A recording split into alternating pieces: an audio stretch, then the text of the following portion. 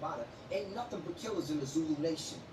Old school killers, old school guerrillas. If you think that I'm not willing to risk my life for this fight that I'm fighting, and you think that I'm just playing, if you think because I'm just making videos, if you think because you see my children in the background that I'm not prepared to go all the way with this war, understand something. I signed up to live or to die when I took on this battle. And I'm not playing.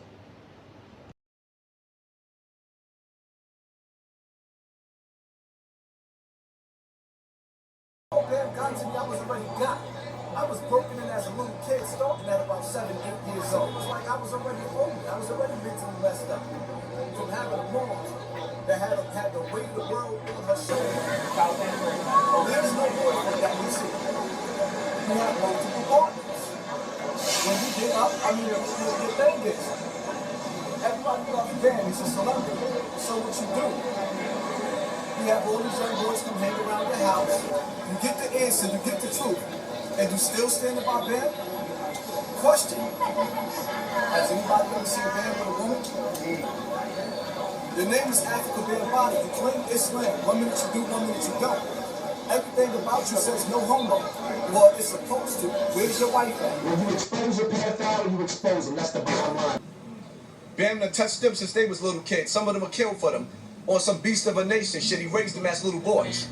I think Brother Poppy said on more than one occasion something about African Bambaataa stepping down and helping children. Am I correct about that? That was the plan. That's not a good plan. And let me say this, and I want to be very crystal clear. Anyone that's a part of the Zulu Nation right now, especially those that have been a part of it from its inception, or for at least even, let's say, a few years at a time, any one of them that have anything to do with any child, period, if it's your child, yank them out of there quick and find out if anything has happened up until this. No way in the world that someone could treat us like fools and tell us that they're going to step down and help children. Right. Hold up. Bam didn't say he was going to step down. What he did was he ran like a coward. Because I'm in contact with everybody. Nobody can get in contact with him. He don't want to talk to anybody, so they forcing him. Underage boy? I never abused nobody. You know, it just sounds crazy to people to say that, yeah, you abused me. You know, my thing is, you know all my people back then. It was me, my brother that got life in jail, and another one of my brothers. We was all in the apartment in Bronx River. And there was an episode that came in trying to lift the weights in the weight, trying to flex our muscles. Now he trying to convince us to take our clothes off. Dude, this is what he does. You go in the bathroom, he try to follow you in the bathroom. Like he giving you advice on how to piss. Then the first time he tried to actually break me in, he asked me questions about porno. Do you you watch porn? Like, nah, my moms ain't let me watch no porn. Well, you know you're supposed to jerk off, right? You see what I'm saying? So now he introducing you to porn.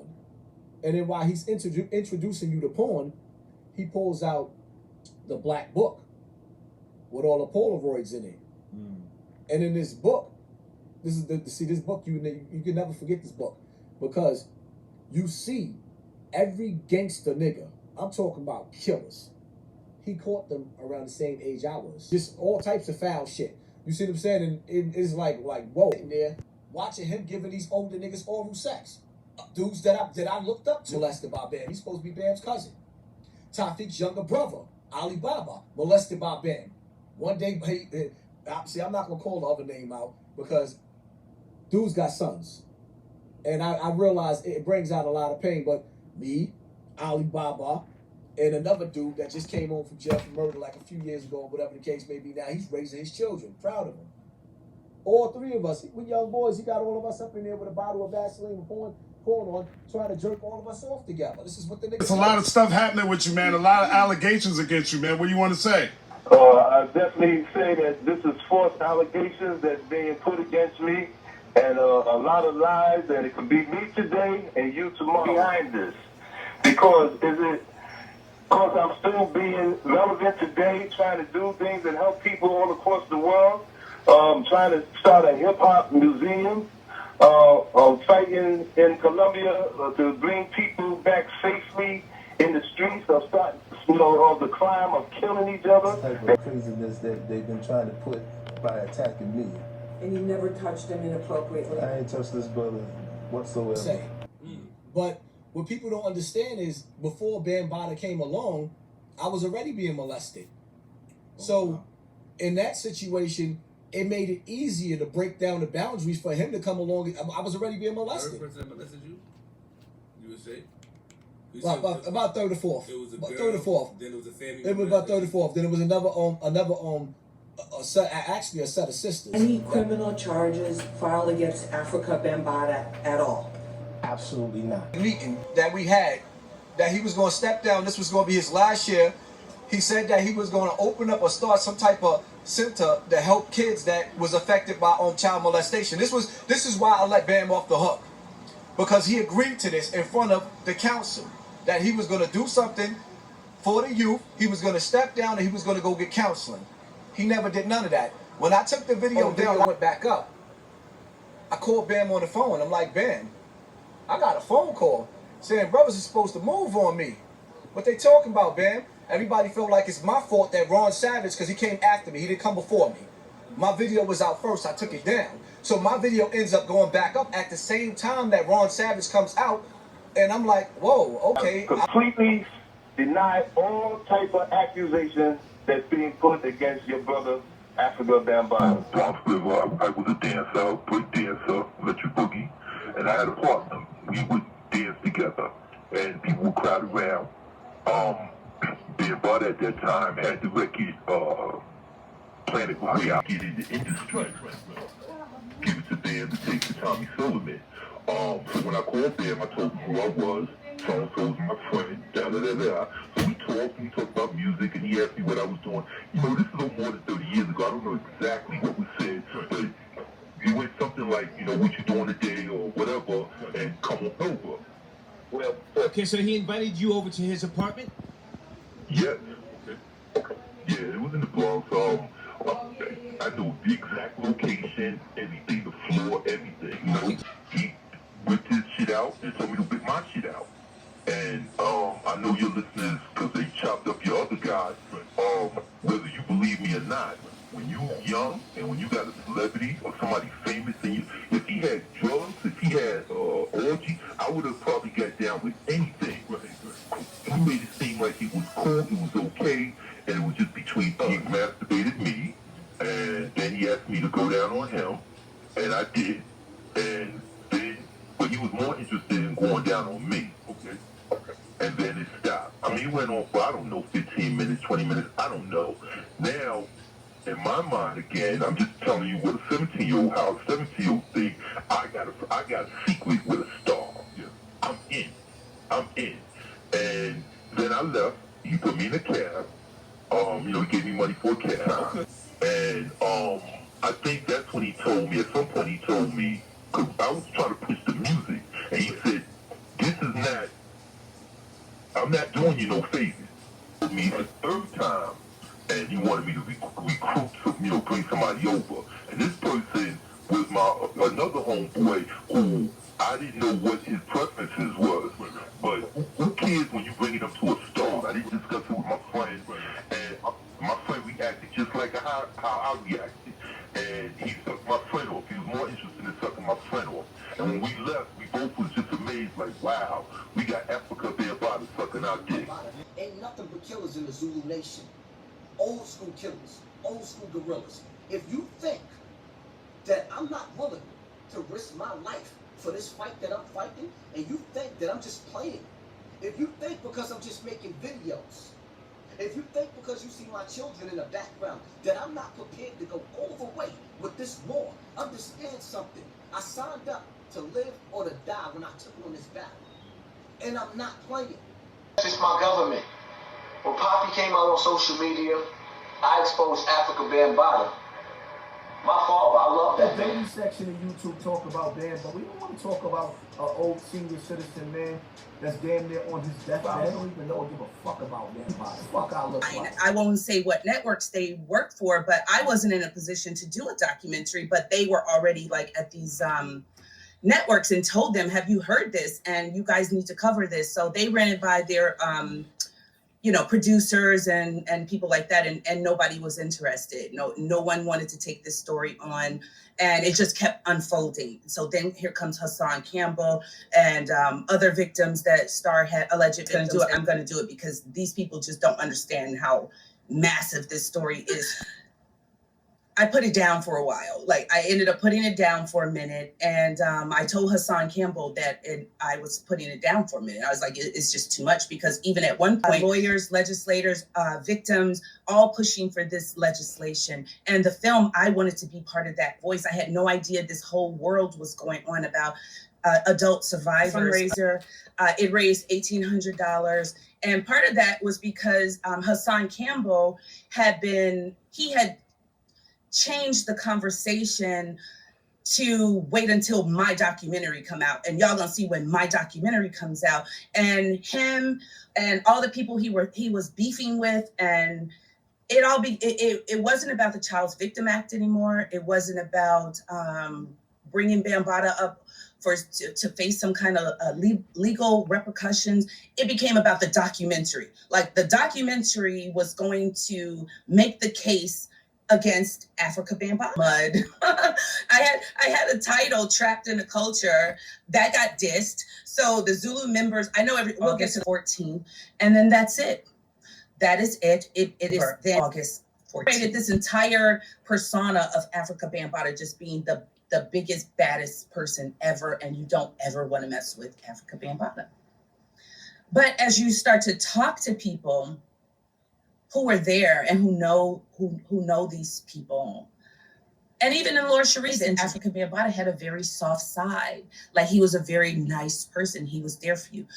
Hassan Campbell did a video where he said they were all on vacation, like in Myrtle Beach or somewhere like that. And him and these Zulu people, they're adults at this time, and they're in a villa with Africa Bambaataa. And these guys are there, but Bambaataa's in the kitchen, and Hassan is doing like, oh, I just want to make sure everybody gets something to eat. Like, he's mimicking Bambaataa like this.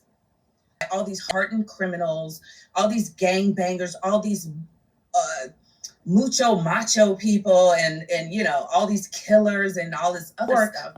Sanctioning, he says that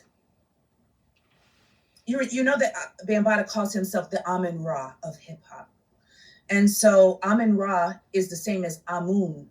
The vowels are interchangeable. So you have Amen, Amun, and I think it's Amin. So York is telling this fictional thing that I guess he made up. I don't know. But he's telling this Egyptian folklore where the god Amun. And Amun has these priests around him, males. And so the ritual that York is teaching his people, the Nubians, is that the male, the wife of Amun has to get him erect. The wife has to get him erect. And then she leaves the room. And then the priests come in. And then the priests straddle the great god Amun, sacred chamber. And this is how they pledge loyalty to the great god Amun. Africa Bambaataa evolving into the Amun Ra. Nobody wanted the documentary at that time. I didn't think it was fair for me to just sit on the material. And now August 14th, that's it. And only right to just put it out for free on YouTube. It's not, you don't have to join. It's not on Patreon. It's not anything. You can just click on it or not. He doesn't care about me, the documentary, nothing like that, right? And he don't care about Africa Bambaataa. And if you want him to talk about Africa Bambaataa, you got to pay him to talk about it. And I'm just like, he doesn't care about the documentary, right? But I told you that he was going around saying this was his documentary all of this time. And I told him, stop saying this is your documentary, because it's not. It's not your documentary. It's my documentary, okay? Like, stop saying that. So we fell out a long time ago. But anyway, for him to just say the other day that he doesn't care about the documentary is crazy, because right before I started putting the footage out, he called me and asked me for my footage. Listen, he asked me to give him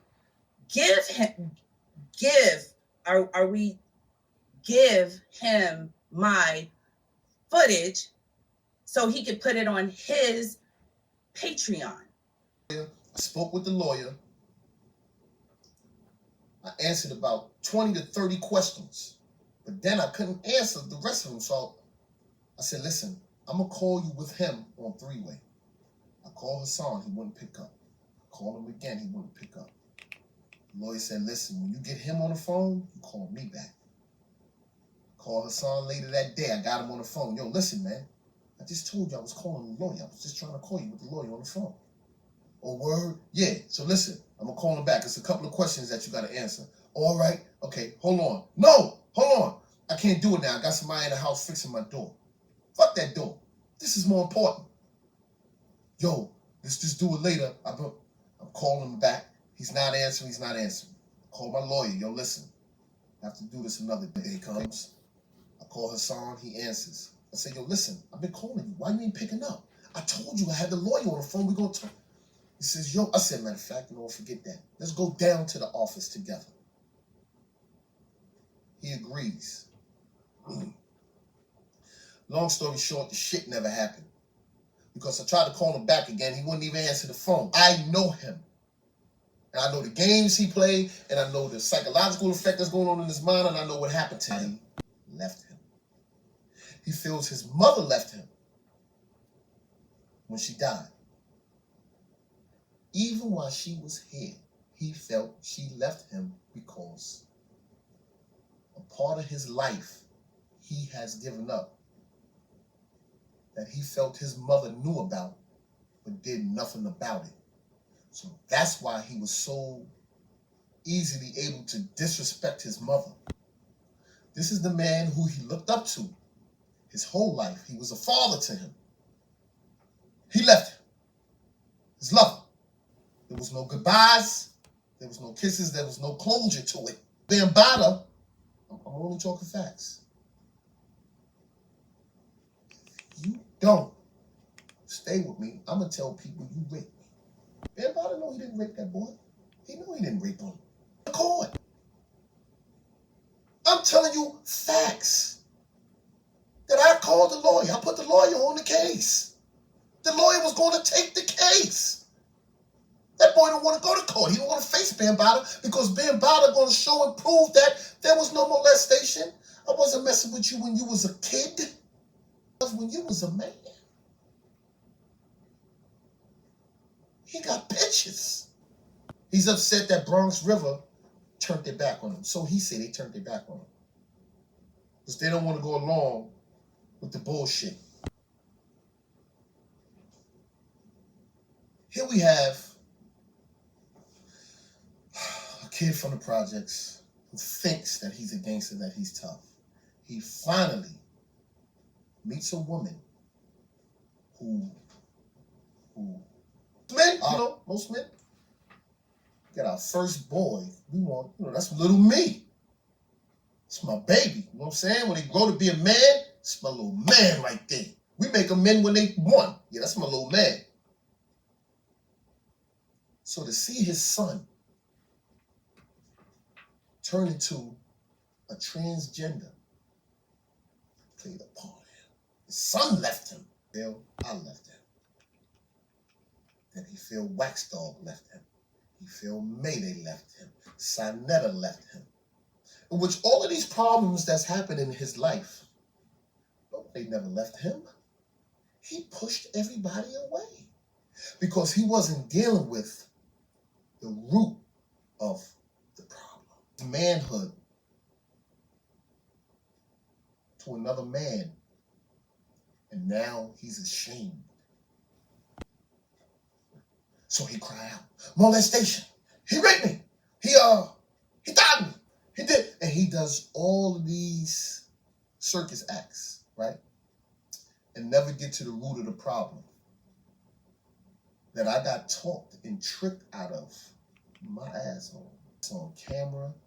It's done in front of everybody. How do a man go through life and try to be a man and tell his kids, sit down? But deep down inside, you don't feel like a man. When argument time comes, when he's being abusive to Takoya, or when he was being abusive to Lily, and he started, fuck you, bitch, get out of here, and he's drinking, that they not gonna be saying, yeah, fuck me. No, fuck Bambaataa, nigga. He was straight bum. Shirt twisted all over here like he was riding a big wheel or something. Couple of dollars. You want to shoot everybody down? You want to disrespect the queen? The bag, you couldn't even get it up because you thinking about this nigga. How many times you do? This is all facts that I'm speaking, man. Because me and that man had conversations. You want to listen. Nobody want to hold him accountable. But now you want to get up here and you want sexual favors with me? Niggas can't even pay attention to coding because their mind is all over the place. Because after they come from school, they got to go back home to the evil stepdad. After they come back from school, they got to go back home to the uncle that like to play house with all the children, and the whole family know he's a nasty motherfucker because he did it to them too. But now he's the babysitter. You please explain to me how coding is going to fix mental illness and abuse that is in the homes in the hood. Or of YouTube, so him and Layla Wills could sell that funky ass documentary and make money off of my pain. And now